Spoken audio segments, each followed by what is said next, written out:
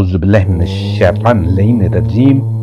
बिस्मिल्लाहिर्रहमानिर्रहीम। जिहाद के सच्चे इस्लामिक कॉन्सेप्ट पर मैं 3 लेक्चर्स आपके सामने पेश कर चुका हूँ। साफ है कि जिहाद का इस्लामिक कॉन्सेप्ट उससे बहुत भिन्न है जो दिखाई देता है या दिखाया जाता है। बस यही काफी है साबित करने के लिए कि बहुत अंतर है इस्लाम और मुसलमानों में। इस्लाम मैनिफेस्ट सेल्फ यानी विष्णु यानी वजहल्ला द्वारा बताया गया मार्ग है जो हर जमाने में एक था और एक है। असली इस्लाम और असली सनातन धर्म में कोई अंतर नहीं है। ये मैं अपने पहले के लेक्चर्स में दिखाता आ रहा हूँ। लेकिन जिस प्रकार हिंदुओं ने सनातन धर्म को छोड़ रखा है, मुसलमानों ने इस्लाम को छोड़ रखा है। क्योंकि हिंदुओं का सनातन मार्ग से भटकाव 3 से 5,000 वर्ष पुराना है, इसलिए अब वो सनातन धर्म से इतना मजबूती से जुड़े नहीं रह गए कि उनकी जिंदगी पर अधिक अंतर पड़े। लेकिन 1400 वर्ष में मुसलमान बड़ी अजीब स्थिति में पहुंच गए। वो इस्लाम से जुड़े रहने का दावा भी करते हैं, पर कलयुग की बीमारियों में घिरी उनकी आत्मा उन्हें उससे दूर खींचती है। इसका नतीजा ये होता है कि वो सब कुकर्म भी करते नजर आते हैं और अपने को मुसलमान भी कहते हैं। मुसलमानों को दोहरी मार ऐसे भी पड़ती है कि विश्व में बड़ी जनसंख्या होने के कारण और अनेक देशों और उनके रिसोर्सेज पर कब्जे के कारण वो प्रोपेगेंडा का भी शिकार नजर आते हैं। उदाहरण के रूप में यदि अमेरिकी राष्ट्रपति जो बाइडेन अपने चुनावी अभियान की शुरुआत चर्च में जाकर करते हैं और हर रविवार को चर्च अवश्य जाते हैं, तो मीडिया उसको नेगेटिव पेश नहीं करता, बल्कि उसको ऐसे दिखाता है कि वो अपनी रूट से जुड़े हैं या धार्मिक है। परंतु यदि कोई मुस्लिम लीडर हर जुमे की नमाज में नजर आए तो उसको फंडामेंटलिस्ट बताता है। कोई हिंदू तिलक लगाकर या गेरुए कपड़े पहनकर नेगेटिव नजर से नहीं देखा जाता है, या सिख टर्बन के साथ, जबकि मुसलमान यदि टोपी पहने हैं तो उसको नेगेटिव देखा और प्रेजेंट किया जाता है। इसका कुछ कारण स्वयं मुसलमान हैं, जिन्होंने टोपी पहनकर अपने को किरदार में, कैरेक्टर में दूसरों से बेहतर नहीं दिखाया। वहीं बहुत रोल प्रोपेगेंडा का है जो हर अच्छे बुरे मुसलमान को एक ही समान पेश करने लगता है। भारत में कुछ लेखकों ने गुड मुस्लिम और बैड मुस्लिम की टर्म को प्रयोग करना प्रारंभ किया है। इस प्रोपेगेंडा के अनुसार जो बैड मुस्लिम है, यानी वो मुस्लिम जो इस्लामी टीचिंग्स पर नहीं चल रहे, वो समाज में ज्यादा बेहतर तरीके से सबसे घुल मिल कर रहने लायक है, जबकि जो गुड मुस्लिम्स है जो दूसरों के साथ रहने लायक नहीं रह गए। इसको ऐसे पेश करते हैं जैसे जो बैड मुस्लिम्स है वो दरअसल भारत के हित में बेहतर है, क्योंकि वो समाज के मुख्य धारे में ज्यादा अपने को सम्मिलित किए नजर आते हैं, जबकि जो गुड मुस्लिम्स है वो अपनी 4 ईंट की दीवारें खड़ी किए नजर आते हैं, दूसरे धर्मों से कटे नजर आते हैं और धर्म के नाम पर अधिक हिंसक और उपद्रवी नजर आते हैं। जबकि होना तो ये चाहिए था कि धर्म इनको बेहतर इंसान बनाता। ये दूसरों से बेहतर बर्ताव करते, न्याय और इंसाफ के लिए खड़े नजर आते, देश के कानून को तोड़ते कम नजर आते, समाज में वैल्यूज को न केवल प्रचारित करते नजर आते बल्कि उन पर स्वयं भी चल रहे होते। यदि ऐसा नहीं दिख रहा तो इसका साफ है कि जो गुड मुस्लिम्स दिख रहे हैं वो भी कहीं न कहीं बैड है, यानी वो भी अब उन इस्लामी उसूलों से दूर फिसल गए हैं जो उन्हें समाज में औरों से बेहतर बनाकर खड़ा करे। जो मुसलमान इस्लामिक टीचिंग्स पर चलते नजर आ रहे हैं उनमें एक बड़ी परसेंटेज उनकी है जो असल में इस्लामिक टीचिंग्स को समझे ही नहीं है। ये इस्लाम के उस बिगड़े रूप को इस्लाम समझे हैं और उस पर चलने की कोशिश कर रहे हैं जो उन खलीफाओं ने पेश किया है, जो अपने को मुसलमानों का खलीफा तो बताते थे, लेकिन वो स्वयं इस्लाम की समझ से बहुत दूर थे और केवल कुछ रस्मों को निभा लेने का नाम इस्लाम समझते थे। इसका जिम्मेदार मैं जुल्मत या तमस को बताता हूँ, जिसने असली इस्लामिक टीचिंग को भ्रष्ट करके पेश किया इस लेवल पर कि इस्लाम की वो आला टीचिंग्स जो मुसलमान को रूहानी मार्ग पर आगे चलने में मददगार साबित होती, उनकी समझ में या तो खोट पैदा कर दी या उनका एक बिगड़ा रूप सामने आया, जिसके कारण मुसलमान धर्म पर चलते तो नजर आते हैं, लेकिन वो धर्म उनके आचरण पर, किरदार पर, कैरेक्टर पर अधिक असर नहीं डालता। धर्म पर चलने के मामले में वो अपने को मुसलमान कह रहे हैं और रूहानी लेवल वैसा ही है जैसा दूसरों का, या फिर उससे भी बदतर। मुस्लिम समाज रस्मों को तो निभाता दिखाई देता है, लेकिन बहुत कम चर्चा इस पर नजर आती है कि अपनी रूह को बेहतरी के मार्ग पर लगाना है। हालांकि कुरान बार बार अमेलुस सालिहात का टर्म प्रयोग कर रहा है और कह रहा है कि निजात यानी मोक्ष ही तुम्हारी मंजिल होनी चाहिए।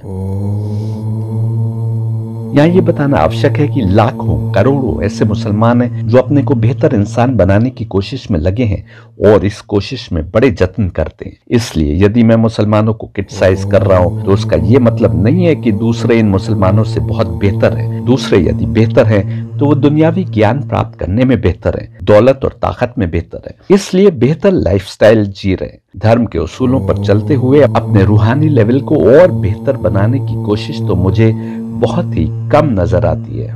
यदि आप मेरे लेक्चर सुन रहे हैं तो आप ये भी जान रहे हैं कैसे प्रॉफेट मोहम्मद की आंख बंद होने के बाद कुछ ही समय में जुल्मत यानी तमस ने अपने मोहरे आगे बढ़ाना प्रारंभ कर दिए। इस हद तक कि कुछ ही समय में मुसलमानों की कमान उन लोगों के हाथों में पहुंच गई जो स्वयं मुसलमानों के भेष में जुल्मत के कारिंदे थे। इन लोगों की अगुवाई में इस्लाम की समझ में फेर तो पैदा होना ही था।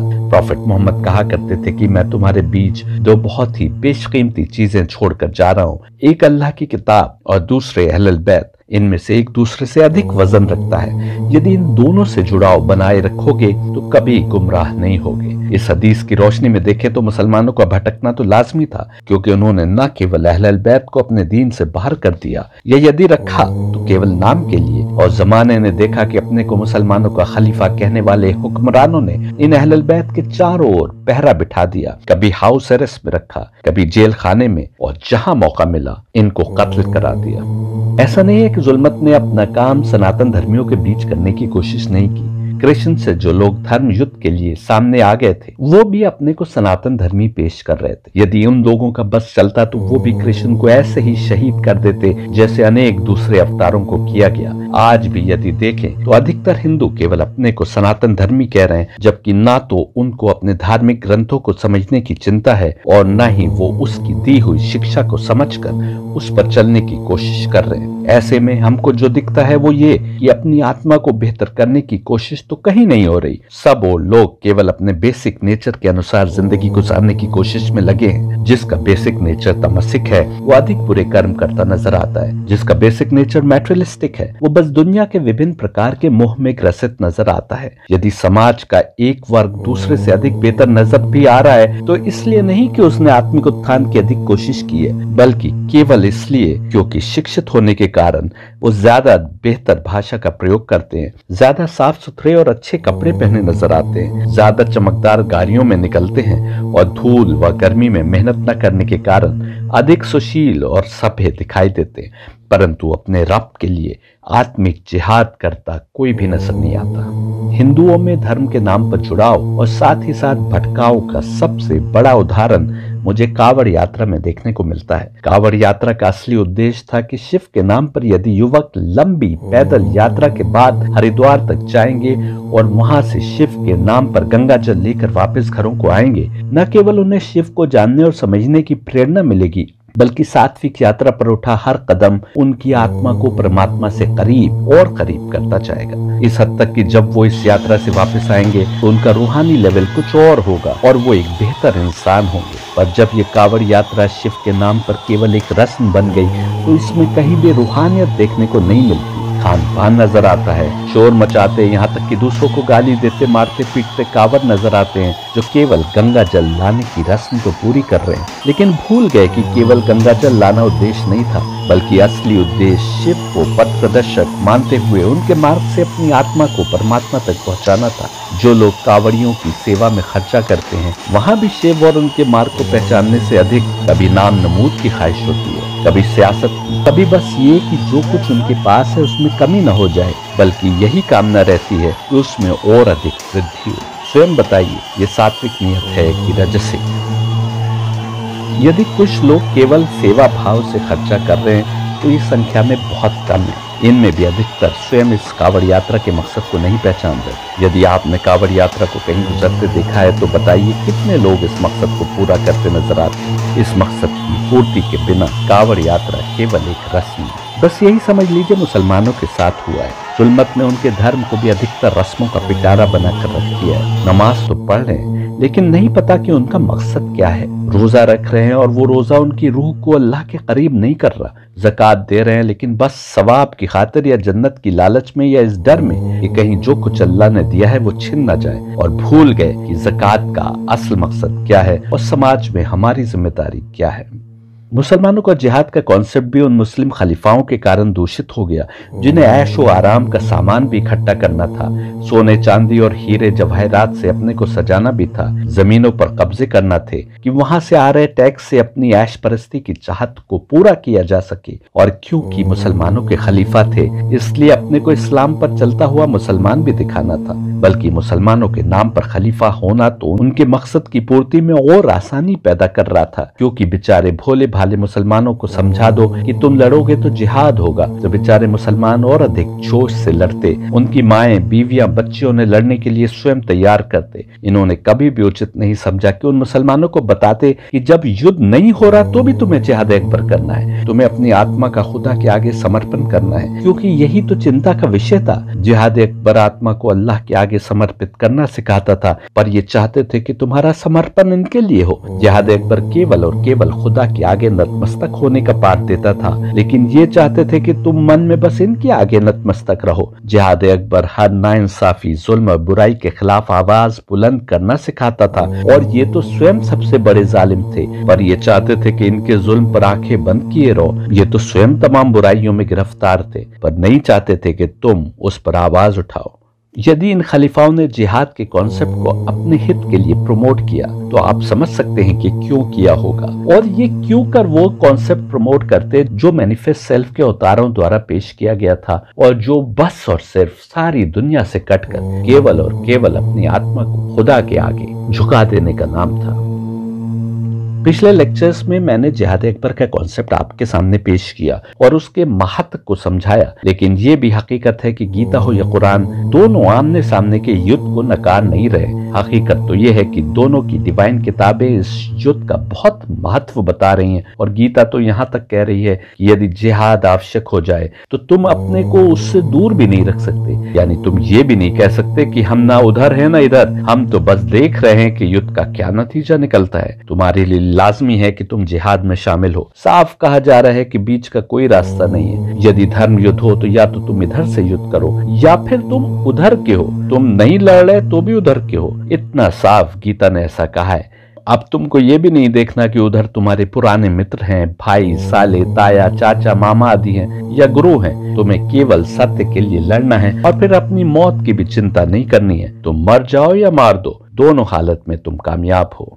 जिहाद के टॉपिक पर अब तक मैंने जितना भी डिस्कशन किया है, इसमें मैंने इल्मी या अक्ली तर्क दिए हैं जिहाद के असली कॉन्सेप्ट को समझाने के लिए। लेकिन बड़ा इशू ये है कि जो लोग बाहर से जिहाद के कॉन्सेप्ट को क्रिटिसाइज करते हैं, उसकी आलोचना करते हैं, वो अक्ली यानी रीजन बेस्ड दलीलों के आधार पर नहीं करते, बल्कि पॉलिटिकल यानी सियासी कारणों से करते हैं। यदि आत्मिक लेवल देखें तो इन क्रिटिसाइज करने वालों का भी कोई बेहतर आत्मिक लेवल नहीं होगा। ये कुरान की जिहाद के बारे में आए आयतों को तो क्रिटिसाइज कर रहे हैं, पर यदि गीता या ओल्ड टेस्टमेंट उससे ही मिलती जुलती बात करती नजर आ रही है तो इन्हें उधर देखने की परवाह नहीं है। सियासी एजेंडा रखने वालों के लिए मेरे लेक्चर नहीं है। मेरे लेक्चर उनके लिए हैं जो बिना किसी बायस के रखे अक्ली दलीलों पर हकीकतों को समझना चाहते हैं।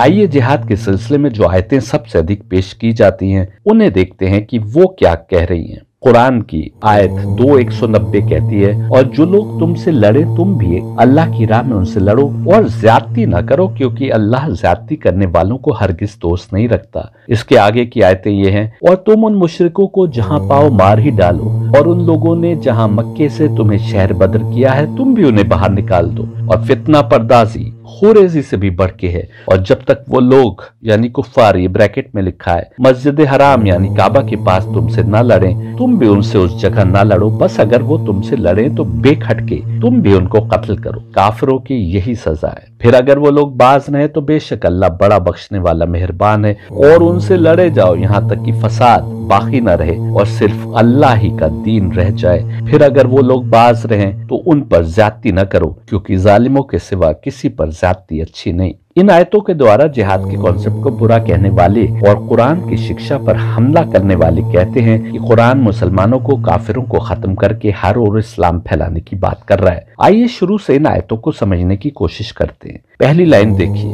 और जो लोग तुमसे लड़े तुम भी अल्लाह की राह में उनसे लड़ो। यहाँ हमला करने की बात कहाँ हो रही है? यहाँ नई टेरिटरीज पर कब्जा करने की बात कहाँ हो रही है? यहाँ दूसरों के मंदिर या गिरजा तोड़ने की बात कहाँ हो रही है? उनसे सेल्फ डिफेंस में लड़ने की बात हो रही है जो तुमसे लड़ने आए हैं। कोई तुम्हारे घर पर या तुम्हारे मोहल्ले पर या तुम्हारे देश पर हमलावर हो जाए, लाओ लश्कर लेकर तुमको मारने आ जाए, तो क्या तुम चाहते हो कि अल्लाह तुमसे कहे कि क्योंकि तुम जिहाद अकबर कर रहे हो, अपनी आत्मा को परमात्मा के करीब करने की कोशिश कर रहे हो, इसलिए तुम अपना सिर उनके हवाले कर दो कि तुम्हें कत्ल कर दे और तुम्हारी बीवी, बच्चों और माल आदि के साथ जो चाहे सुलूक करे। तुम अल्लाह की राह में उससे करीब होने के लिए जिंदगी गुजार रहे हो, तब भी यदि कोई तुम पर हमलावर हो जाए तो तुम्हारे लिए लाजमी है कि जितना मुमकिन हो उससे सेल्फ डिफेंस में लड़ो। यहाँ भी अल्लाह की राह में लड़ने की बात हो रही है, यानी जब तुम आत्मिक जिहाद की खातिर कर्म कर रहे हो तो मजबूरी में इस थोपी हुई लड़ाई में अल्लाह को याद रखते हुए लड़ने का कर्म तुम पर लाजमी है। इससे आगे की लाइन बता रही है कि लड़ने का ये आदेश किसी दुनिया परस्त व्यक्ति को नहीं दिया जा रहा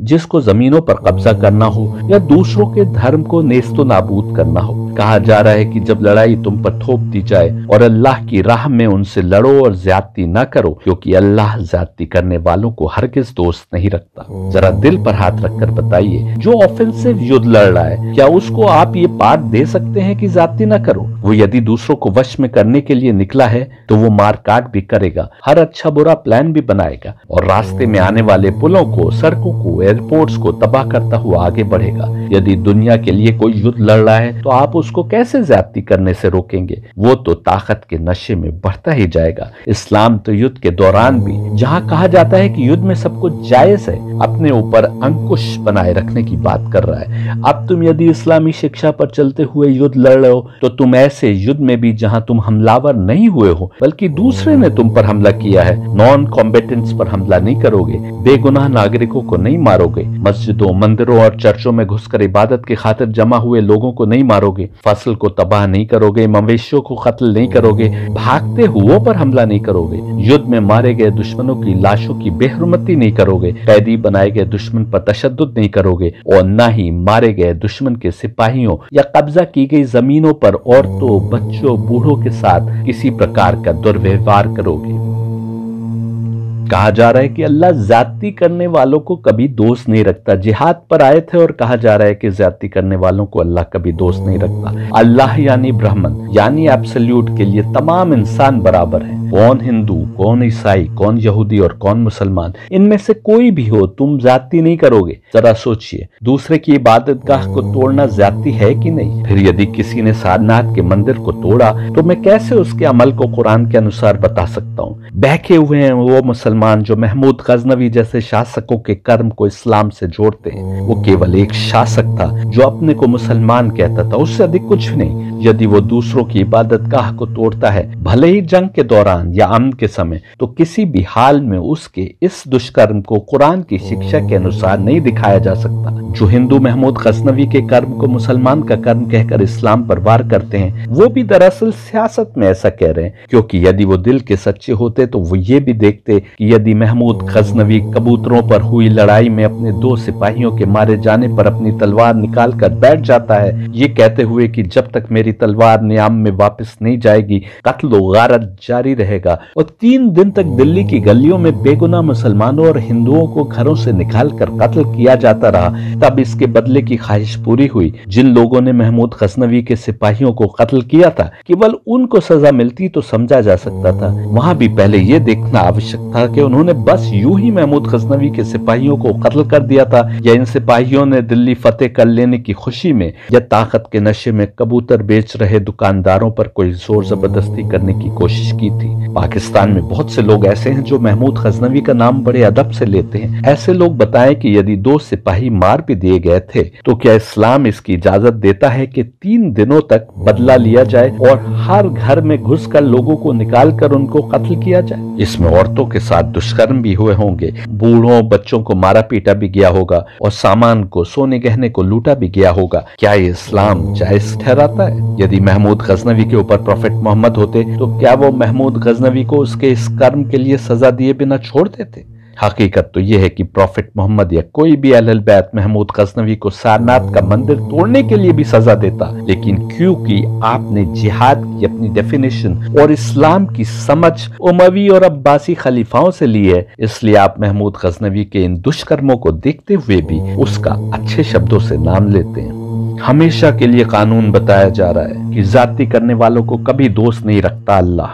यदि 2 सेकंड को मान भी लें कि आज के दौर में जो लोग अलकायदा, आईसिस आदि के नाम पर लड़ रहे हैं वो जिहाद है, तो भी कुरान किसी भी हाल में ज्यादती करने की इजाजत नहीं दे रहा। बेगुनाह को मारना ज्यादती है, औरतों, बच्चों, बूढ़ों, अपाहिज आदि को मारना ज्यादती है। औरतों के साथ किसी भी प्रकार का बुरा सलूक जाती है, उनसे जबरदस्ती शादी करना या उन्हें दासी बना लेना जाती है, नॉन कॉम्बेटेंट्स को यानी जो युद्ध में लड़ने नहीं आए हैं उनको मारना जाती है, छिप कर घात लगाकर मारना जाती है, मार्केट, पूजा स्थलों, स्कूलों, अस्पतालों आदि पर हमला जाती है, फसलों को नुकसान पहुंचाना, पेड़ों को तबाह करना जाती है। हकीकत में तो तुम्हारा जिहाद ही जिहाद नहीं है बल्कि जाती है, क्योंकि दूसरों को धर्म, रंग, नस्ल आदि के नाम पर भी मारना जाती है जब तक कि वो तुम पर हमलावर नहीं हो जाते। इस्लाम का कानून हर जमाने के लिए साफ है कि लड़ाई की स्थिति में भी जहाँ अच्छे समझते हैं कि अब हमारे लिए सब कुछ जायज है, ज्यादती करना, नाइंसाफी करना जायज नहीं है और अल्लाह ऐसे कर्म को कभी भी पसंद नहीं करता। जरा सोचिए, कुरान की जो आयत सेल्फ डिफेंस में जब उन पर हमला हुआ है, ऐसे समय भी मुसलमानों को अपने जज्बात पर रोक लगाने की बात कर रही है। इस्लामी शिक्षा को ना समझ पाने वाले लोग अपनी सियासत और नफरत के कारण उसी आयत को इस्लाम पर हमला करने के लिए प्रयोग करते हैं। बड़ा आसान होता है किसी बात के मतलब को बदल देना, कहा कुछ जा रहा है और उसके कुछ और मायने निकाल लेना, या बात किसी कॉन्टेक्स्ट में कही गई हो उसको दूसरी तरह पेश करना। जो लोग कहते हैं कि कुरान में मारने का हुक्म है, उनके लिए ये आयत वाज़ेह तौर पर कह रही है कि उससे लड़ो जो तुमसे लड़ने आए हैं। ये ईसा के हुक्म में तब्दीली तो थी, जो एक तमाचा मारने वाले के सामने दूसरा गाल पेश करने की तालीम दे रहे थे। ईसा के बाद लोगों के रवैये से जाहिर था कि इस किस्म की तालीम पर अमल करना उनके बस से बाहर था, बल्कि ईसा के मानने वालों ने भी उनकी इस तालीम पर अमल नहीं किया। यही वजह है कि इसी सूरे में पहले हुक्म दिया गया कि अगर कोई कत्ल करे तो तुम सिर्फ एक कत्ल के बदले में एक कत्ल कर सकते हो, गुलाम के बदले में गुलाम, मालिक के बदले में मालिक। अब ये नया कानून था जो पेश किया जा रहा था, पर ऐसा नहीं हो सकता कि तुम एक के बदले में चार मार दो। ऐसा भी नहीं हो सकता कि किसी ने तुम्हारे गुलाम को कत्ल किया है और तुम उनके सरदार को मार दो, या तुम्हारा एक मारा गया है तो तुम उनकी बस्ती को लूट लो या उनकी औरतों के साथ दुर्व्यवहार करो। आयत 194 भी यही कह रही है कि जो शख्स तुम पर ज्यादती करे तो जैसी ज्यादती उसने तुम पर की है वैसी ही ज्यादती तुम भी उस पर करो, और खुदा से डरे रहो और खुद समझ लो कि खुदा परहेजगारों का साथी है। इस आयत में भी साफ तौर पर कहा गया है कि अगर तुम माफ कर दो तो दूसरे को चाहिए कि खून बहा दे दे। यानी इस्लाम खून के बदले खून को जायज तो कह रहा है, लेकिन ज्यादती नहीं चाहता कि एक खून के बदले में खून की नदियां बहा दी जाएं, जैसा उस वक्त आम था। और वहां भी कह रहा है कि बेहतर यह है कि तुम माफ कर दो। यही बात यहाँ कही जा रही है कि जो लोग तुमसे लड़ने आए उनको पीठ न दिखाओ और न ही ईसा की तालीम के मुताबिक उनके आगे हथियार डाल दो। यहाँ पर लड़ने का हुक्म आम हुक्म नहीं है, बल्कि खास मौके पर दिया गया जब कुफ्फार मक्का ने, जिन्होंने मुसलमानों पर ज्यादती करके उनको शहर बदर कर दिया था और उन्हें दूसरे मुल्कों में और बाद में मदीना में पनाह लेनी पड़ी थी, इस जाति के दौर में हर किस्म का जुल्म किया गया। यहाँ तक कि 3 साल के शेब अबू तालिब की तकलीफें, मुसलमानों के मालो जान का नुकसान और हर किस्म का जुल्म उनके खिलाफ शामिल था। अब जब मुसलमानों ने मदीना में अपने लिए पनाह तलाश की थी तो ये कुफ्फार मक्का से सब बस्ता होकर फौजें लेकर हमला करने आ रहे थे। तो ऐसे में कुरान का हुक्म आया कि अब उनसे लड़ो। पहली बार लड़ने का हुक्म आया था और ये हुक्म उन पर जो हमला किया जा रहा था उसके बदले में अपने सेल्फ डिफेंस में लड़ने के लिए था। और उसके बावजूद एकदम साफ लफ्जों में कहा जा रहा है कि ज्यादती ना करो, और कहा जा रहा है कि अगर वो तुमसे लड़े तो तुम भी उनसे लड़ो और कत्ल करो, और अगर वो ना लड़े तो तुम भी उनसे ना लड़ना। ये हुक्म उनके लिए दिया जा रहा है जिन्होंने मुसलमानों पर हर किस्म के जुल्म किए हैं। जरा दिल पर हाथ रखकर बताइए, जिन लोगों ने मुसलमानों पर हर प्रकार का जुल्म ढाया हो, यदि अब वो ना लड़े तो भी उन्हें छोड़ देने को कहना, क्या ये हमले का हुक्म है या अमन का? जो लोग सियासी कारणों से कुरान पर हमला करना चाहते हैं वो बस इतना हिस्सा निकाल कर पेश करते हैं कि तुम उनको जहां पाओ मार ही डालो। वो इससे पहले की आयतें नहीं पेश करते जहां उनके खिलाफ भी सेल्फ कंट्रोल की शिक्षा दी जा रही है, जिन्होंने वर्षों तक हर प्रकार से जुल्म किया था। हाँ, एक उसूल इस्लाम अवश्य बता रहा है हमेशा के लिए, वो ये कि फितना पर्दाजी खोरेजी से भी बढ़ के, और कहा जा रहा है कि फितना फैलाने वालों से तब तक लड़ते रहो जब तक फितने की जड़ को ही समाप्त न कर दो। फितना पर्दाजी क्या हुई? उदाहरण के तौर पर भारत में रहने वाले कुछ लोग किसी पड़ोसी देश के लिए काम करें और भारत में ऐसे हालात पैदा करने की कोशिश करें कि पड़ोसी देश को भारत पर विजय पाने में आसानी हो। या कुछ लोग बदनीयती से केंद्र सरकार का तख्ता उलटने के लिए दौलत से या किसी भी प्रकार सपोर्ट करें। ऐसे लोगों के लिए कहा जा रहा है कि ये फितना पर्दाज हैं और ये खूरेजी से भी बढ़कर जुर्म है, क्योंकि ये आस्तीन के सांप हैं। ये हमारे अंदर के छिपे हुए दुश्मन हैं जिन पर हम दोस्त होने का भरोसा कर रहे हैं। ऐसे इंसान को कोई भी सरकार सख्त से सख्त सजा यदि दे तो क्या वो जायज ना होगा? यदि ऐसा ही प्रॉफिट मोहम्मद ने किया तो सियासतदान उनके इस काम पर उंगली उठाते हैं। मुहर्रम, करबला का अनसुना सच्चा इतिहास के नाम से जो मेरे 3 लेक्चर हैं, उसमें मैंने बताया था कि कैसे खंदक के युद्ध में जब दुश्मन एक बड़ी संख्या में मुसलमानों पर हमलावर हुआ और मुसलमानों की संख्या कम थी, इसलिए उन्होंने अपने डिफेंस में अपने सामने गहरी खाई खोद ली ताकि दुश्मन उस पर से लांग कर ना आ सके। दुश्मन मुसलमानों को घेरे खड़ा था। ऐसे में मदीना से खबर आई कि यहूदियों की जिस ट्राइब से मुसलमानों का अमन मुआहदा था, जिसमें यह भी शामिल था कि किसी पर भी हमले के दौरान एक दूसरे की सहायता करेंगे, उन्होंने दुश्मन का काम आसान करने के लिए मदीना के अंदर ही प्रॉफिट मोहम्मद के खिलाफ बगावत की हवा फैलाना प्रारंभ कर दी। और इसके लिए ऐसे समय में जब मुसलमानों को दुश्मन घेरे खड़ा था, उस व्यक्ति को जो बड़ा फितनागर था और प्रॉफिट मोहम्मद ने उसको कत्ल करने की जगह देश निकाला दे दिया था, उन लोगों ने उसको वापस शहर में बुला लिया और वो लोगों को भड़काने में लगा था। तो बताओ, ऐसे में यदि युद्ध में जीत प्राप्त करने के बाद इन लोगों को, जिन्होंने उस समय जिस समय दुश्मन घेरे खड़ा था और उससे लड़ना आसान नहीं था, ज्यादा चांस ये था कि युद्ध में हार हो जाए, क्योंकि सामने दुश्मन ज्यादा ताकतवर था। पर उन लोगों ने एक दूसरे की सहायता करने का मुआहदा होने के बावजूद दुश्मन से साजिश करके ऐसे हालात पैदा करने की कोशिश की कि मदीना की रियासत अंदर से इम्प्लोड हो जाए। यदि काजी ने उन लोगों को मौत की सजा सुनाई तो क्या गलत किया? मैं बता चुका हूं कि जब मुसलमान कमजोर थे तो मक्का में अबू सुफियान और उसके साथियों ने हर प्रकार का जुल्म किया। उन्होंने प्रॉफिट मोहम्मद और उनके साथियों को मारा, पीटा, टॉर्चर किया, उनका सामान लूटा, उनको शहर से निकाला, साजिशें की। इस सब में अनेक की मौत हो गई। मुसलमानों में बहुतेरे थे जिन पर जुल्म हुए थे, उनमें से अनेक ने अपने करीबी रिश्तेदारों को खोया था। अब मुसलमानों के पास ताकत है। अब अबू सुफियान और उनके साथी जान रहे हैं कि वो सामने खड़े नहीं हो सकते। इसी डर से एक बार उन्होंने अमन की ट्रीटी पर दस्तखत किए थे, लेकिन आदत से मजबूर होकर उस पर भी नहीं चल पाए और रात को हमला करके पूरे कबीले को कत्ल कर दिया। उस कबीले से रिश्तेदारी रखने वाले भी मुसलमानों में थे, जो अब मक्का यानी मस्जिद हराम के नजदीक पहुंच गए हैं। और ऐसे में कुरान कह रहा है कि यदि वो न लड़ें तो तुम भी उनसे न लड़ो। जरा हम मुसलमानों की भावनाएं देखिए, जो सोच रहे होंगे कि अब हमारे ऊपर हुए तमाम जुल्मों का बदला लेने का समय आया है, लेकिन उनसे कहा जा रहा है कि यदि वो न लड़ें तो तुम भी उनसे न लड़ो। दिल पर हाथ रखकर बताइए कि क्या ये मुसलमानों को अपने गुस्से पर अंकुश रखकर सब्र करने का आदेश नहीं है? यदि साफ शब्दों में कहा जा रहा है कि जब तक दुश्मन काबा के पास तुमसे ना लड़े, तुम भी उनसे उस जगह ना लड़ो। बस अगर वो तुमसे लड़े तो तुम भी उनको कत्ल करो।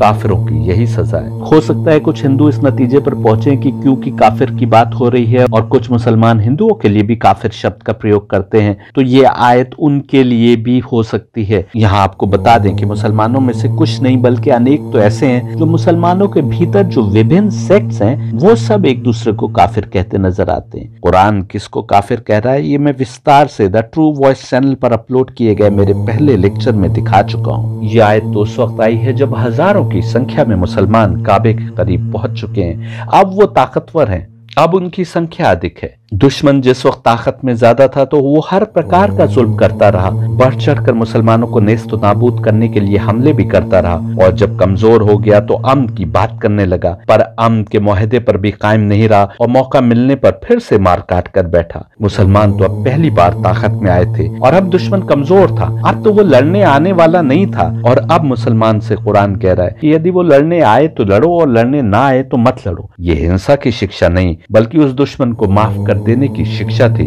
जिसने जुल्म की सब हदें पार कर दी थी जब उसके पास ताकत थी। But if they cease, Allah is all forgiving, most merciful, and fight them on until there is no more tumult or oppression, and there prevail justice and faith in Allah. But if they cease, let there be no hostility except to those who practice oppression. आप जान रहे हैं कि ये फितना पर्दाजों की बात हो रही है, जिनके लिए अल्लाह साफ कह रहा है कि फितना पर्दाजी खूरेजी से भी बढ़कर जुर्म है। उनके लिए भी जोर इस पर है कि यदि वो लड़ें तो ही लड़ो और ना लड़ें तो तुम भी ना लड़ो। आयत 192 साफ कह रही है कि यदि वो लड़ाई का इरादा तर्क कर दें तो तुम उन्हें माफ कर दो, क्योंकि अल्लाह सबसे बड़ा माफ करने वाला और रहम करने वाला है। ये आयत भी क्या युद्ध की बात कर रही है या आमद की? पर यदि वो ऐसा न करें, युद्ध का इरादा तर्क न करें, तो आयत 193 कह रही है कि तुम उनसे उस समय तक लड़ो जब तक फितना पर्दाजी का, साजिशों का, उनके जुल्म का खात्मा न कर दो। यहाँ भी नियत क्या है ये कुरान की आयत बता रही है। आयत ये नहीं कह रही है कि तब तक लड़ो जब तक जमीनों पर तुम्हारा कब्जा हो जाए, बल्कि कह रही है कि जब तक लड़ो जब तक ईमान और इंसाफ कायम न हो जाए। यहाँ पर भी यदि मुसलमान होकर गैर मुस्लिमों पर जीत हासिल करने की बात होती तो ये न कहा जाता कि यदि वो फितना पर्दाजी से, साजिशों से, जुल्म से बाज आ जाएं तो कोई युद्ध नहीं रह जाता। मंशा साफ है कि युद्ध जुल्म और साजिशों के खात्मे के लिए लड़ना है। मैं बता चुका हूँ कि अल्लाह की राह में उसके अवतार के हुक्म पर या उसकी याद दिल में बसाकर युद्ध करने की बात इस्लाम वैसे ही कर रहा है जैसे गीता कर रही है। और यदि गीता कह रही है कि इस प्रकार के युद्ध में मौत मिलने पर तुम्हें सीधे स्वर्ग में पहुंचा दिया जाएगा, तो कुरान भी कह रहा है कि जिहाद तुम्हारे लिए बेहतर है। 2:216 कहती है मुसलमानों को खिताब करके कि तुम पर जिहाद फर्ज किया गया अगरचे तुम पर शाक जरूर है, और अजब नहीं कि तुम किसी चीज को नापसंद करो हालांकि वो तुम्हारे हक में बेहतर हो, और अजब नहीं कि तुम किसी चीज को पसंद करो हालांकि वो तुम्हारे हक में बुरी हो, और खुदा तो जानता है मगर तुम नहीं जानते हो। यदि कोई युद्ध जिहाद की कैटेगरी में आ ही ना रहा हो और तुम उसको जिहाद का नाम दे दो तो उसका कोई क्या कर सकता है। हालांकि आवश्यकता पड़ने पर युद्ध को अनिवार्य बताया गया है, लेकिन प्रॉफेट मोहम्मद की हदीस ये भी कहती दिखाई दे रही है कि जिहाद की तमन्ना ना करो, यानी तुम स्वयं जिहाद की लालसा ना रखो और ना करो। O people, do not desire to meet the enemy, but rather ask Allah for safety. If you meet your enemy in battle, be patient and know that paradise is under the shade of swords. Prophet Mohammed कह रहे हैं कि युद्ध कोई अच्छी चीज नहीं होती कि तुम उसकी तमन्ना करो या ख्वाहिश रखो।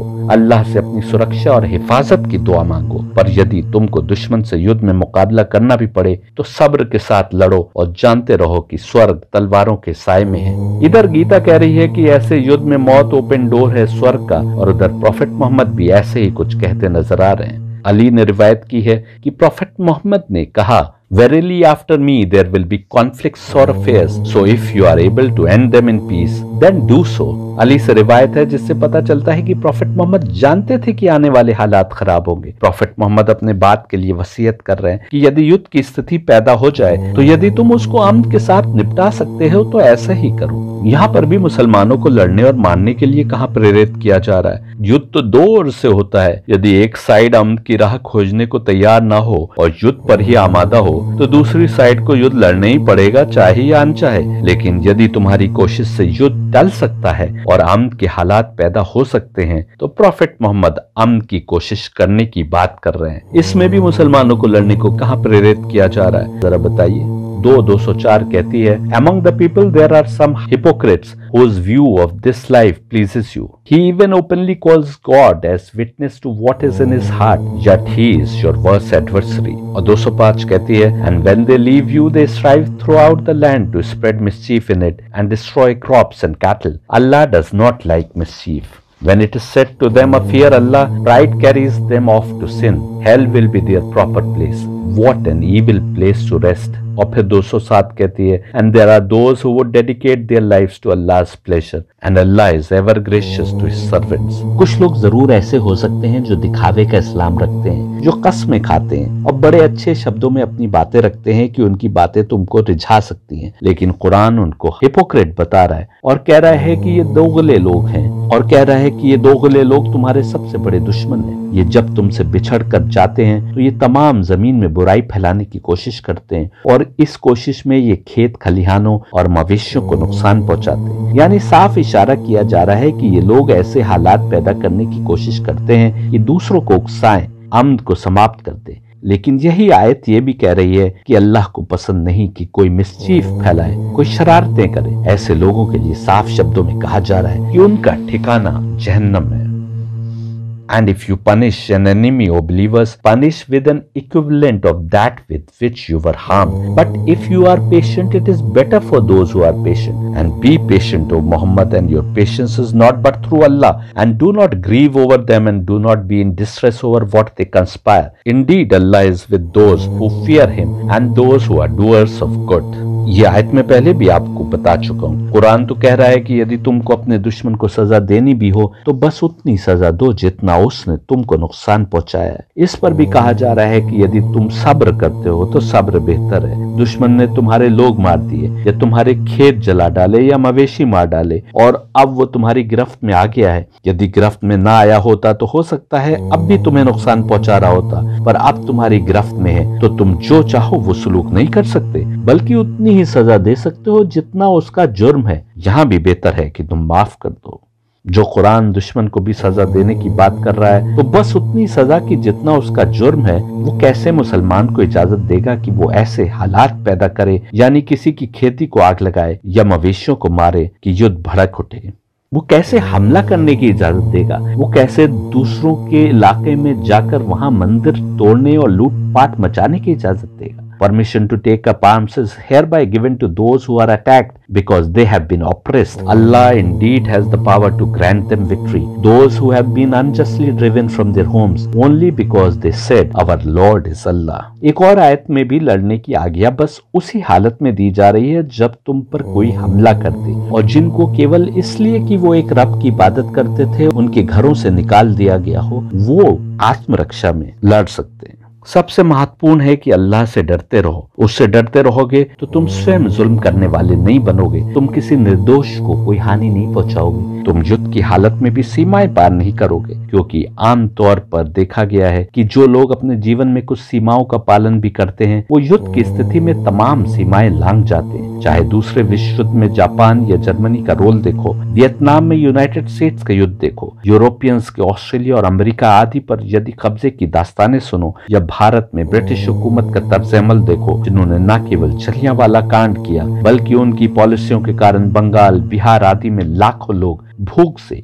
मौत के मुंह में चले गए। आइए गीता देखते हैं। On me all action casting, with mind on the over soul, being free from longing and from selfishness, fight casting off thy fear. यदि कुरान कह रहा है कि युद्ध अल्लाह को याद रखते हुए उससे डरते हुए लड़ना है, तो गीता में कृष्ण के मुख से विष्णु भी कहते नजर आ रहे हैं कि मेरे लिए ही अपने सब कर्म समर्पित करो। अपने दिमाग से परमात्मा तक पहुंचने की चाहत बनाए हुए किसी प्रकार की ख्वाहिश या स्वार्थ को रास्ते में लाए बिना बस लड़ो, बिना किसी डर के। कुरान 2:216 को पेश किया जाता है ये दिखाने के लिए कि कुरान मुसलमानों को लड़ने के लिए प्रेरित करता है। यह आयत साफ तौर पर कह रही है कि तुम्हारे लिए युद्ध लड़ना भी आवश्यक करार दे दिया गया है, हालांकि तुम उससे नफरत भी करते हो। याद रखिए, कुरान हिदायत है मुत्तकीन के लिए, और ये आयत उस व्यक्ति से बात कर रही है जो जिहाद अकबर करके अपनी आत्मा को किसी लेवल पर पहुंचा चुका है। जाहिर है ऐसा व्यक्ति युद्ध से नफरत करेगा। ऐसे व्यक्ति से कहा जा रहा है कि यह भी मुमकिन है कि तुम किसी चीज से नफरत करो और वो तुम्हारे लिए लाभकारी हो, और तुम किसी चीज से मोहब्बत करो, रगबत रखो और वो तुम्हारे लिए हानिकारक हो। अल्लाह से बेहतर कौन जानने वाला है कि क्या चीज तुम्हारी आत्मा के लिए बेहतर है और क्या नहीं है। Fighting has been enjoined upon you while it is hateful to you, but perhaps you hate a thing and it is good for you, and perhaps you love a thing and it is bad for you, and Allah knows while you know not। Quran में जब इतनी खुली हुई आयतें जिहाद के समर्थन में हैं, तो फिर जो उलमा उनको डिनाई करने लगे हैं, ये कहने लगे हैं कि ये आयतें उस जमाने के लिए थीं, वो हकीकत से दूर हैं। मैं साबित कर रहा हूँ कि गीता और कुरान एक ही सोर्स से आई किताबें हैं, तो दोनों इस मामले में भी एकदम एक ही बात कर रही हैं। कुरान यदि जिहाद अकबर करने के बाद तुम पर लादे गए युद्ध को तुम्हारे लिए बेहतर बता रहा है, तो गीता भी अर्जुन को जिहाद अकबर का पाठ पढ़ाने के बाद अर्जुन से कहती है कि अब लड़ो, और यदि तुम लड़ोगे तो ये तुम्हारे लिए बेहतर होगा। गीता तो यहाँ तक कहती है कि यदि ऐसा युद्ध छिड़ गया है तो तुम खड़े होकर तमाशा भी नहीं देख सकते, यानी अपने को उससे काट कर भी नहीं रख सकते। और उन लोगों को जो बीच में हैं, जो कहते हैं कि हम न इधर है न उधर, उनसे भी गीता कहती है कि बीच का कोई रास्ता नहीं, या इधर आओ या तुम उधर के हो। मैं आपको बताते आ रहा हूं कि असली लड़ाई नूर और जुल्मत की है। कुछ लोग हैं जो अपनी आत्मा के अंदर नूर से रिश्ता बनाते हैं और परमात्मा के करीब होने की कोशिश में लगे रहते हैं, तो ऐसे भी लोग हैं जो जुल्मत से रिश्ता बनाकर दुनिया के लाभ प्राप्त करने में सब हदें क्रॉस कर लेते हैं। इनमें से बहुत से लोग स्वयं जुल्मत के कारिंदे बन जाते हैं। यदि गीता में कृष्ण के मुख से कहा जा रहा है कि जब जब धर्म के उसूल मिट जाते हैं और अधर्म फैल जाता है, तो धर्म को पुनः स्थापित करने के लिए और अधर्मियों का नाश करने के लिए अवतार आता है, तो मैं आपको दज्जाल की अपनी सीरीज में दिखा चुका हूं कि जहां ये दिव्य आत्माएं निरंतर सत्य मार्ग की ओर हमको खींचने में लगी हैं, वहीं जुल्मत हमको सत्य मार्ग से अपनी ओर खींचने में लगी है। जुल्मत के तमाम कारिंदे बस इसी कोशिश में। समय समय पर जुल्मत स्वयं भी मानव शरीर में अवतरित होती है ताकि हमको गुमराह कर सके। अब समझिए, जुल्मत और उसके तमाम कारिंदे और वो लोग जो अपनी आत्मा को जुल्मत यानी तमस के हवाले किए हैं, वो तो सत्य मार्ग पर चलने वालों को समाप्त करने के लिए हर मुमकिन कोशिश करते रहें, और नूर के पथ पर चल रहे लोग कुछ भी न करें अपने बचाव के लिए या जुल्मत के खात्मे के लिए, तो क्या ये सही होगा? ऐसे तो नूर के रास्ते पर चल रहे लोग समाप्त होते जाएंगे और जुल्मत हावी होती जाएगी। यही कारण है कि कुरान कह रहा है, and were it not that Allah checks the people some by means of others, there would have been demolished monasteries, churches, synagogues and mosque in which the name of Allah is much mentioned, and Allah will surely support those who support him. बल्कि हकीकत तो यह है कि जिहाद का concept बना ही गया है इसलिए कि दुनिया में जुल्म का बोलबाला न हो जाए, अच्छे लोग गुफाओं में और जंगलों में राह न ढूंढ लें और समाज को जुल्मत यानी तमस के हाथों बिके लोगों के हवाले न कर दें। यदि ऐसा न हो तो सत्य के लिए आवाज कौन बुलंद करेगा? जालिम के आगे कौन खड़ा होगा? फिर धरती पर इंसाफ कहाँ रहेगा? जुल्मत के शिकंजे में फंसे जत्थे कभी किसी मोनेस्ट्री पर, किसी चर्च पर, किसी सिनेगॉग पर और कभी किसी मस्जिद पर हमलावर होंगे जहां अल्लाह का नाम लिया जाता है, और अल्लाह उनकी सहायता करेगा जो उसकी सहायता करेंगे। अब देखिए, ये शरीर और ये जीवन तो कुछ दिनों के लिए है। सबसे महत्वपूर्ण है कि जब भी आत्मा शरीर से निकले वो मुश्किल चढ़ाई के किसी ऊंचे मकाम पर हो। यदि अल्लाह यानी ब्राह्मण की याद दिल में रखते हुए किसी सच्चे अवतार या उसके नुमाइंदे के हुक्म पर लड़ते हुए आत्मा शरीर से निकल जाती है, तो गीता भी उसके लिए मोक्ष यानी निजात ही अगला पड़ाव बताती है। और कुरान भी कहता है कि जो लोग अल्लाह की राह में मारे गए उन्हें मुर्दा ना समझो, बल्कि वो जिंदा हैं और उनके रब के यहाँ से रिस्क पाते हैं। कुरान कहता है, but when the forbidden months are past, then fight and slay the pagans wherever you find them, and seize them, beleaguer them, and lie in wait for them in every stratagem of war. But if they repent and establish regular prayers and practice regular charity, then open the way for them. For Allah is oft forgiving, most merciful. ये तो आपने देख लिया कि जिहाद righteous war की बात करता है, जिसकी बात दरअसल हर डिवाइन किताब में होती बताई गई है। लेकिन कुरान की कुछ आयतों से ऐसा लगता है जैसे वो जिहाद के जरिए लोगों को अल्लाह की इताअत और बंदगी पर लाने की बात कर रहा है। जैसे सूरह तौबा का ये वर्ष देखिए जो मैंने अभी पढ़ा, इस वर्ष को भी ध्यान से देखने की आवश्यकता है। पगान अरब मुसलमानों को नुकसान पहुंचा रहे थे, उनको अकेला पाकर हमले कर रहे थे, उनको कत्ल कर देते थे। लेकिन फिर भी यदि 4 महीने ऐसे हैं जिनमें अरब का कायदा है कि युद्ध नहीं किया जाएगा, तो कुरान उन 4 महीनों के गुजरने की बात कर रहा है, इंतजार करने की बात कर रहा है। क्या ये मौका नहीं दिया जा रहा पगान अरबों को कि वो अपने कुकर्म से बाज आ जाएं? और यदि मुसलमानों का खून बहने पर दूसरे मुसलमानों का खून खौल भी रहा हो तो उन्हें 4 महीने के लिए सब्र करने की बात कही जा रही है। जरा बताओ, कुरान युद्ध को प्रोत्साहित कर रहा है कि आमद को? 4 महीने गुजरने पर भी यदि वो अपनी हरकतों से बाज नहीं आते तो कहा जा रहा है कि अब तुम उन्हें कत्ल कर सकते हो, जहां भी उन्हें पाओ उन्हें गिरफ्तार कर सकते हो और युद्ध के तमाम तरीके अपना कर उनसे लड़ सकते हो। परंतु यदि उनको अपनी गलती का एहसास हो जाए और वो रेगुलर प्रेयर्स कायम करें और दान दक्षिणा देने पर राजी हो जाए तो उनके लिए आमद के दरवाजे खोल दो। अल्लाह बहुत माफ करने वाला, रहम करने वाला है। आप ये सवाल उठा सकते हैं कि रेगुलर प्रेयर कायम करने और दान दक्षिणा देने की बात कुरान क्यों कह रहा है? क्या कुरान इन लोगों को मुसलमान बनाना चाहता है और नहीं तो कत्ल करने का हुक्म दे रहा है? And were it not that Allah checks the people some by means of others, there would have been demolished monasteries, churches, synagogues and mosque in which the name of Allah is much mentioned, and Allah will surely support those who support him. इसको समझने के लिए आपको कुरान की आयत 22-40 को दोबारा देखना होगा, जिसको मैं पहले पेश कर चुका हूँ। यह आयत कह रही है कि यदि अल्लाह ने जुल्मत के कंट्रोल में आए लोगों पर अंकुश लगाने के रास्ते न निकाले होते तो मोनेस्ट्री, चर्च, सिनेगॉग और मस्जिदें जहां अल्लाह का नाम लिया जाता है वो सब ध्वस्त कर दी गई होती, क्योंकि जुल्मत तो हर समय यही चाहती है कि इंसान को सत्य मार्ग से दूर कर दे। अब जरा गौर कीजिए, कुरान ये बात मान रहा है कि चाहे मॉनेस्ट्री हो, चर्च हो, सिनेगॉग हो या मस्जिद, सब जगह एक ही रब की इबादत होती है। फिर कुरान इन स्थानों पर पूजा करने जाने वालों को हानि पहुंचाने की बात क्यों करेगा? फिर कुरान इन स्थानों को ही डिमोलिश करने की बात क्यों करेगा? हाँ, जब जुल्मत का काम है धर्म के मार्ग से इंसान को पदभ्रष्ट करना, तो नूर का काम है इंसान को धर्म के नाम पर लाने की कोशिश करना। यही कारण है कि कुरान का चैप्टर 9 वर्स 5 अत-तौबा सूरा का वो कहता है कि यदि वो क्रिएटर की इबादत की राह पर आ जाएं और दान दक्षिणा देने लगे तो उन्हें माफ कर दो। But when the forbidden months are past, then fight and slay the pagans wherever you find them, and seize them, beleaguer them, and lie in wait for them in every stratagem of war. But if they repent and establish regular prayers and practice regular charity, then open the way for them, for Allah is oft forgiving, most merciful. Krishna का संबंध भी उन्हीं दिव्य आत्माओं से था जिनसे कोई माने न या माने, कम से कम कुरान के मानने वाले मुसलमान मानते हैं कि प्रॉफिट मोहम्मद का संबंध था। कृष्ण भी धर्म और योग की शिक्षा को स्थापित करने के लिए ही तो पांडवों से युद्ध में आए थे, और मोहम्मद भी अवतार होने के नाते सारी जिंदगी उसी क्रिएटर के आगे नतमस्तक होने और अपनी आत्मा को उसके आगे समर्पित करने की शिक्षा दे रहे हैं। इसमें किसी को बुरा नहीं लगना चाहिए यदि प्रॉफिट मोहम्मद अपने आसपास उस एक क्रिएटर की इबादत के तरीके को फैलाने की कोशिश कर रहे हैं, क्योंकि यही तो बतौर नूर उनका काम है, और यही अपने अपने समय में दाऊद, सुलेमान और कृष्ण भी कर रहे थे। कुरान कहता है, बस जो लोग दुनिया की जिंदगी जानकर आखिरत के वास्ते दे डालने को मौजूद हैं, उनको अल्लाह की राह में जिहाद करना चाहिए, और जिसने अल्लाह की राह में जिहाद किया फिर शहीद हुआ तो गोया गालिब आया, तो बहरहाल हम तो अनकरीब ही उसको बड़ा अजर अता फरमाएंगे। जिस प्रकार गीता कह रही है कि सत्य मार्ग पर चलते हुए हक के लिए लड़ते हुए मरना एक ओपन डोर है स्वर्ग का, उसी प्रकार कुरान की ये आयत भी कह रही है कि अल्लाह की राह में जिहाद करते हुए जो लोग मारे जाते हैं उसके लिए बहुत बड़ा अजर, बहुत बड़ा इनाम रखा हुआ है जो उन्हें दिया जाएगा, और ये इनाम निजात या मोक्ष की शक्ल में स्वर्ग में हमेशा की जिंदगी है।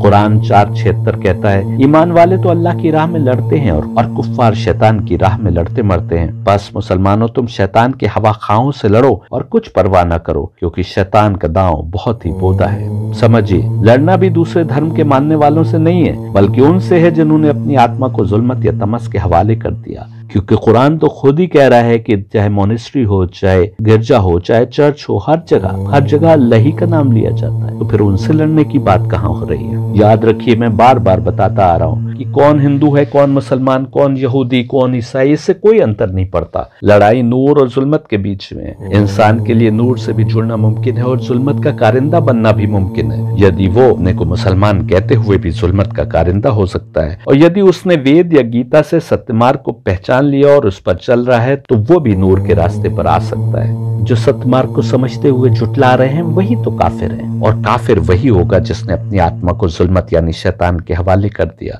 यही कारण है कि कहा जा रहा है कि ईमान वाले तो अल्लाह की राह में लड़ते हैं और कुफ्फार शैतान की राह में लड़ते मरते हैं। बस तुमको लड़ना है जुल्मत के, तमस के, शैतान के हवा खाहों से जो उसके कारिंदे बने हैं, और उससे लड़ते समय तुम्हें जरा भी परवाह नहीं करनी। समझिए, कृष्ण और अर्जुन अपने को सनातन कहने वालों से लड़ रहे थे क्योंकि उन्होंने तमस का मार्ग अपनाया था, और हुसैन उनसे लड़ रहे थे जो अपने को मुसलमान कहते थे क्योंकि वो जुल्मत के कारिंदे बन बैठे थे। यहाँ पर बस एक सवाल रह गया। आप ये कह सकते हैं कि प्रॉफिट मोहम्मद इन आयतों से लग रहा है कि धर्म को, दीन को फैलाने आए थे, यानी वो लोगों को इस्लाम की तरफ लाने के लिए सारा जिहाद था। जी ऐसा ही है, मैं डिनाई नहीं करूंगा इसको, क्योंकि श्री कृष्ण जो युद्ध लड़ रहे थे वो भी धर्म युद्ध था। दाऊद और सुलेमान जो युद्ध लड़ रहे थे वो भी दीन को एस्टैब्लिश करने के लिए ही था। और गीता खुद कह रही है कि जब जब धर्म के उसूल कमजोर पड़ जाते हैं, जब जब अधर्म फैल जाता है, तब तब अवतार आता है ताकि धर्म के उसूलों को फिर से एस्टैब्लिश कर सके। ये दिव्य आत्माएं नूर और जुल्मत की लड़ाई में नूर को एस्टैब्लिश करने के लिए आती हैं और हर जमाने में आती रही हैं। तो इसलिए इस बात पर बुरा मानना कि प्रॉफिट मोहम्मद इस्लाम को एस्टैब्लिश करने के लिए जिहाद की टीचिंग्स लाए थे, बेबुनियाद बात है, क्योंकि हर अवतार नूरानी मार्ग को ही बताने के लिए आया है। ज्यादा बहस इस पर नहीं होनी चाहिए, ज्यादा बहस इस पर होना चाहिए कि क्या वो नूरानी मार्ग हमने ठीक से समझा कि नहीं, क्या हम अपनी आत्मा को उस नूरानी मार्ग से जोड़ पाए कि नहीं। आखिरी जमाने की पेशिंगोइयां देखिए, यानी बिल्कुल साफ कहा जा रहा है कि जब कल के अवतार आएंगे तो सब वो धर्म फैल जाएगा। यहूदी मानते हैं कि जब आखिरी मसीहा, जिसको मोशियाज कहते हैं, वो आएगा तो हर तरफ यहूदियत फैल जाएगी। ईसाई मानते हैं कि सेकंड कमिंग के बाद हर तरफ क्रिश्चियनिटी फैल जाएगी, और मुसलमान मानते हैं कि मेहदी के आने के बाद हर ओर इस्लाम फैल जाएगा। पर प्रॉब्लम इसमें नहीं है, प्रॉब्लम तुम्हारी सोच में है। मेहदी और कल की अवतार पर मेरे लेक्चर में मैं आपको बता चुका हूं कि जो मेहदी है वही कल की अवतार है, वही मोशियाज है। तो ये जो Islam versus Hinduism versus Christianity versus Judaism की जो लड़ाइयां तुमने पाल रखी हैं, ये तुम्हारी अपने दिमाग का फतूर है। मैंने तो दिखाया कि कुरान तो कह रहा है कि चाहे मोनेस्ट्री हो, चाहे चर्च हो, चाहे टेम्पल हो, चाहे मंदिर हो, मस्जिद हो, हर तरफ कम या ज्यादा उसी अल्लाह का नाम लिया जाता है, उसी क्रिएटर का नाम लिया जाता है। और फिर से जो भी मसीहा आएगा वो भी इन्हीं धर्म के, दीन के उसूलों को स्टैब्लिश करने की कोशिश करेगा। इसलिए जिहाद का तुम्हारा कॉन्सेप्ट और समझ ही बेमानी है। तुम्हें यह समझना है कि हम कितना गलत समझे, कितना सही समझे वो जो टीचिंग्स डिवाइन अवतार अलग अलग समय पर देते आ रहे हैं, और वही रास्ता जो मैं दिखा रहा हूं वही एक रास्ता है जिसको समझकर तुम उस एक मार्ग पर आ जाओगे जो कृष्ण का भी मार्ग है, जो राम का भी मार्ग है, जो मूसा और ईसा और दाऊद और सुलेमान और मोहम्मद सब का मार्ग है। एक खुदा, एक पैगाम, सुन ले काश ये इंसान। उधर कृष्ण कह रहे हैं कि ये जो सामने हैं ये मर चुके हैं, यानी इनकी आत्मा इस लेवल तक गिरी हुई है कि ये अब मरी हुई आत्मा है। इधर कुरान कुछ लोगों की तरफ इशारा करके कह रहा है ये तो पहले ही मरे हुए हैं, अब इनकी तरफ कोई हिदायत नहीं आ सकती। यानी दोनों तरफ उधर से आया अवतार केवल उनसे लड़ने की इजाजत दे रहा है कि जिनको वो देख रहा है और जान रहा है कि उनकी आत्मा पहले से मरी हुई है। 9:39 कुरान की आयत कहती है, अगर अब भी तुम ना निकलोगे जिहाद की खातिर तो अल्लाह तुम पर दर्दनाक अजाब नाजिल फरमाएगा, और अल्लाह कुछ मजबूर तो है नहीं, तुम्हारे बदले किसी दूसरी कौम को ले आएगा और तुम उसका कुछ भी बिगाड़ नहीं सकते, और खुदा हर चीज पर कादिर है। कुरान साफ कह रहा है कि यदि तुम अपनी जिम्मेदारी समझते हुए ऐसे में जब तुम पर हमला हुआ हो या कोई जालिम तुम पर काबिज हो गया हो और तुमने आवाज बुलंद नहीं की तो तुम्हें तो उसका जो नुकसान होगा वो हो गई। अल्लाह के लिए कोई मुश्किल नहीं कि वो तुम्हारे स्थान पर दूसरों को जो उसके नाम पर ये जिम्मेदारी लेने को तैयार है आगे ले आएगा। और 9:122 कहती है, और ये भी मुनासिब नहीं कि कुल के कुल अपने घरों से निकल खड़े हो। इनमें से हर गिरोह की एक जमात अपने घरों से क्यों नहीं निकलती ताकि इल्म हासिल करे, इल्म दीन हासिल करे, और जब अपनी कौम की तरफ पलट कर आवे तो उनको अजाब आखिरत से डराए ताकि ये लोग डरें। यहाँ पर हमको ये भी याद रखना है कि निकलने की बात हो रही है तो आवश्यक नहीं कि केवल हथियारों से युद्ध के लिए तुम बाहर आकर जालिम के खिलाफ पब्लिक में बोलो, उसके जुल्म को एक्सपोज करो, ये भी जिहाद है। तुम टीवी पर अखबार के माध्यम से पब्लिक में अल्लाह को दिल में बसाए हुए जालिम के जुल्म को उजागर करो, ये भी जिहाद है। आप कहेंगे ऐसा कहाँ कहा गया है? ऐसा ही कहा गया है। कुरान तो ये भी कह रहा है कि यदि दीनी इल्म प्राप्त करने तुम में से कोई घरों से निकलता है और कहीं दूसरे शहर जाकर ज्ञान अर्जित करता है और फिर वापस पलटकर सत्य ज्ञान को फैलाता है तो वो भी जिहाद ही कर रहा है। उसके लिए आवश्यक नहीं कि वो तलवार या बंदूक से जिहाद के लिए निकले। आपने देखा इस्लाम हमको नूरानी मार्ग को पहचानते हुए आगे बढ़ने के लिए कहता है, और उस मार्ग पर बढ़ने में यदि जुल्मत राह में रोड़े अटकाने की कोशिश करे तो आवश्यकता पड़ने पर उनसे युद्ध भी लड़ने को कहता है। पर जैसा मैं बार बार कहता हूँ और कुरान स्वयं कह रहा है कि ये किताब हिदायत है मुत्तकीन के लिए, यानी इससे हिदायत उसको ही मिलेगी या उसको ही लेनी चाहिए जो अपनी आत्मा को पाकीज़गी की चढ़ाई पर कहीं आगे बढ़ाए है। यही कारण है कि जिन लोगों को कुरान या गीता या सत्य मार्ग समझ नहीं आ रहा है, मैं उनसे कहता हूं कि यदि नहीं समझ आ रहा तो कोई बात नहीं, अपनी आत्मा को आगे बढ़ाने की कोशिश में लग जाइए। एक स्टेज आएगा कि सत्य मार्ग की समझ आपको वही ताकतें प्रदान कर देंगी जो सारी हिदायत की जिम्मेदार है। यही कारण है कि बहुत से गैर मुस्लिमों को और यहाँ तक कि मुसलमानों को भी नहीं समझ आता कि कुरान क्या बात कर रहा है। मैटेरियलिस्टिक या तमसिक नेचर में फंसी ये आत्माएं उन टीचिंग्स को कैसे समझ सकती हैं जो केवल रूहानियत रखने वालों के लिए। मेरे एक मित्र ने जब जिहाद पर मेरे विचार पढ़े तो उन्होंने एक और राइटर आनंद रंगनाथन के 2 लेख मुझे भेज दिए, ये कहते हुए कि आप तो ये सब कह रहे हैं और दूसरी ओर ये लेख बिल्कुल अपोजिट बात कर रहा है। इन 2 लेखों पर हम विस्तार से किसी और समय चर्चा करेंगे, अभी बस एक पॉइंट लेते हैं।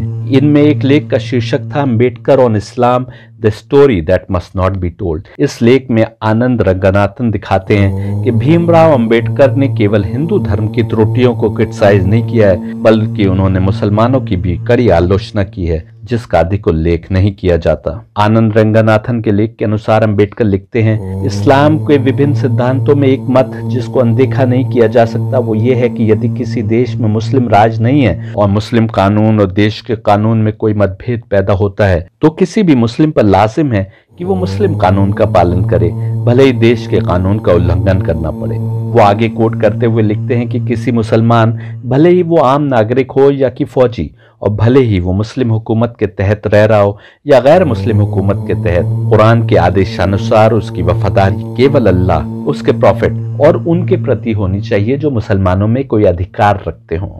अम्बेडकर लिखते हैं कि इस कारण कोई भी यदि स्थिर सरकार बनाना चाहे उसके लिए ये चिंता का विषय है, पर यह तो कुछ भी नहीं है उस मुस्लिम सिद्धांत के आगे जो बताता है कि कब कोई देश किसी मुस्लिम के लिए मदरलैंड होता है और कब नहीं। मुस्लिम कानून के अनुसार दुनिया दो कैंपों में बटी है, दारुल इस्लाम यानी जहां इस्लाम फैला है और दारुल हर्ब यानी जहां युद्ध की स्थिति है। कोई देश दारुल इस्लाम है जब मुसलमान उस पर हुकूमत करते हैं और दारुल हर्ब है जब मुसलमान बस उसमें रहते हैं लेकिन उस पर हुकूमत नहीं करते।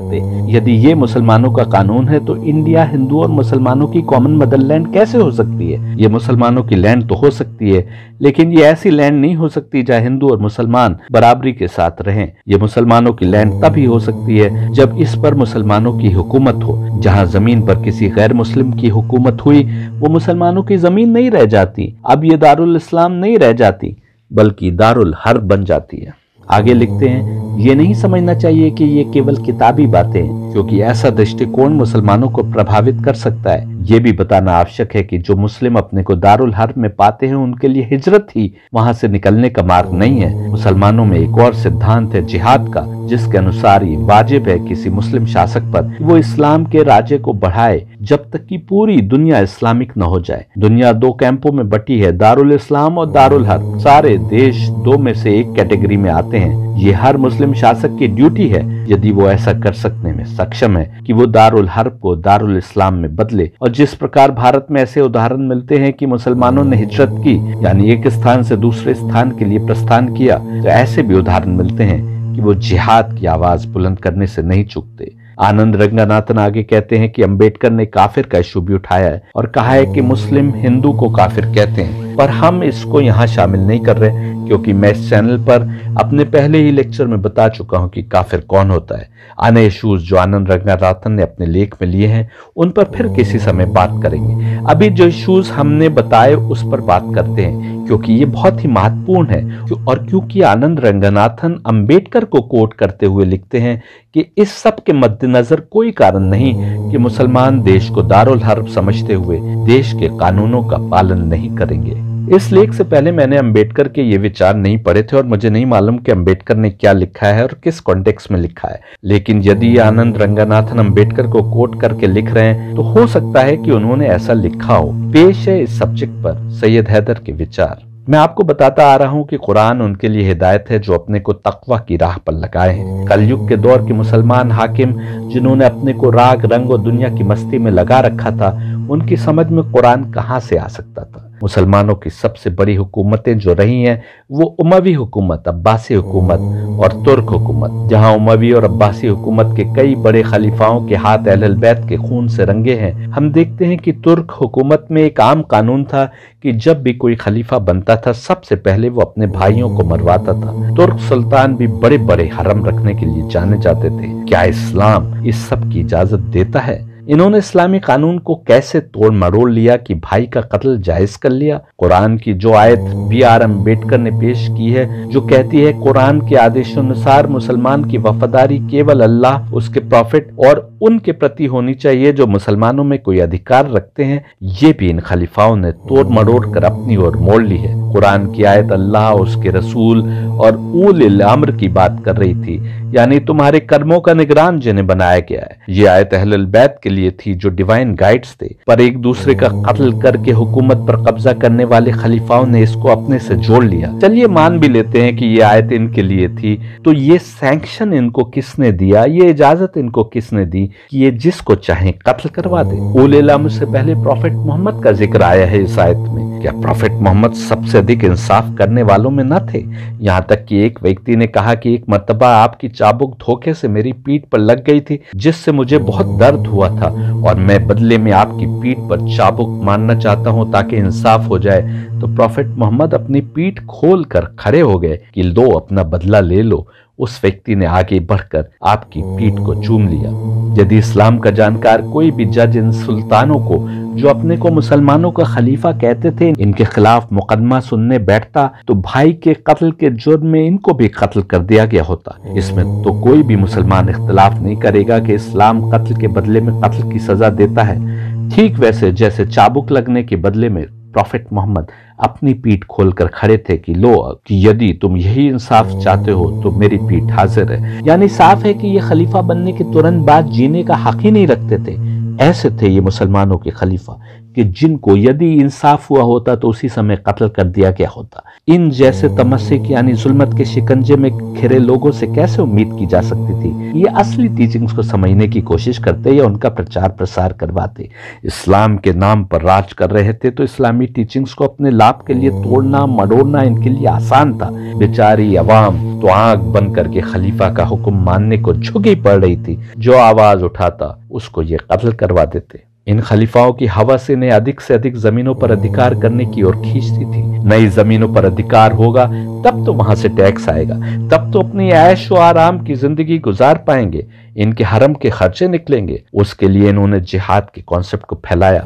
कहा कि जो इलाके भी दारुल हर्ब हैं, यानी जहां मुस्लिम हुकूमत नहीं है, उनको दारुल इस्लाम बनाना मुसलमानों की जिम्मेदारी है। जब इनसे पेंशन ले रहे उलमा ने इस प्रकार की शिक्षा प्रचारित की तो न केवल इनकी हुकूमत में रह रहे मुसलमान लड़ने को आगे आ गए, बल्कि दूसरों की हुकूमत में रहने वाले मुसलमानों ने भी इनको सहयोग देना प्रारंभ कर दिया। याद रखें, इस्लाम में कहीं भी दारुल हर्ब या दारुल इस्लाम का कॉन्सेप्ट ऐसा नहीं है जैसा इन लोगों ने बना डाला। ये सब कॉन्सेप्ट उन झूठी हदीसों की बुनियाद पर आए जो गढ़ी गई ताकि इन फर्जी खलीफाओं की हवस की पूर्ति हो सके। इस्लाम में यदि लड़ाई है तो अपने अंदर के सेल्फ से, जिस पर मैं काफी हदीसें पेश कर चुका हूं और यदि चाहूं तो अभी कुछ लेक्चर और केवल वो हदीसें बयान करने पर रिकॉर्ड कर सकता हूं जो बताती हैं कि असली लड़ाई अपने अंदर मौजूद सेल्फ से है। उसको हमको दिव्यात्माओं को पहचानते हुए उनके मार्ग द्वारा अल्लाह की राह पर लगाना है। इस बाबत यदि अल्लाह का, उसके अवतार का कोई हुक्म मौजूद है तो उसको भी मानना आवश्यक है।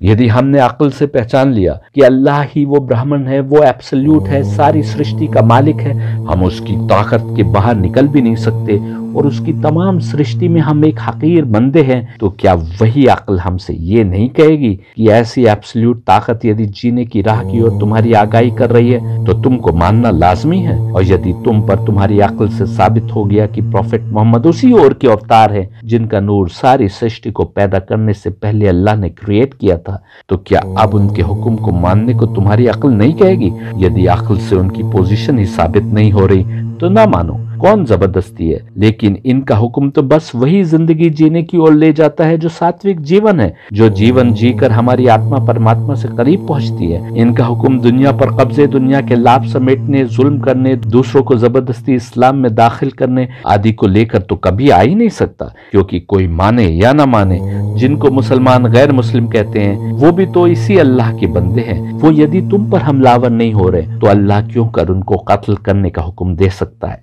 मैं बता चुका हूं कि अल्लाह बना है अल और इलाह से, जिसका अर्थ है दा गॉड, यानी जो कोई भी एब्सोल्यूट ताकत है जो सारी सृष्टि की खालिक है, जिसको तुम भले ही ब्राह्मण कहते हो या गॉड कहते हो, वही मुसलमानों का अल्लाह है। और वही अल्लाह तो कुरान में कह रहा है, जैसा मैंने अभी तुम्हें बताया, कि चाहे सिनेगॉग हो, चाहे मोनेस्ट्री हो, चाहे मस्जिद हो या मंदिर, हर जगह अल्लाह का ही नाम लिया जाता है। अल्लाह का कानून कभी भी देश के कानून को तोड़ने की इजाजत नहीं देता। अल्लाह का कानून तो देश के कानून को और अधिक पालन करना सिखाता है। उदाहरण दूं, रात का समय है, कोई पुलिस वाला सड़क पर नहीं है, लाल बत्ती है। अब यदि तुम दुनिया के हो तो लाल बत्ती पार कर जाओगे कि इस समय कौन देख रहा है, पर यदि तुम देख रहे हो कि कोई नहीं देख रहा, पर मेरा अल्लाह मुझे कानून तोड़ने की इजाजत नहीं देता, तो तुम रात के 2 बजे भी बत्ती के हरा होने की प्रतीक्षा करोगे। इस्लाम कहता है कि तुम्हारी कोई भी इबादत जमीन के मालिक की इजाजत के बिना नहीं हो सकती।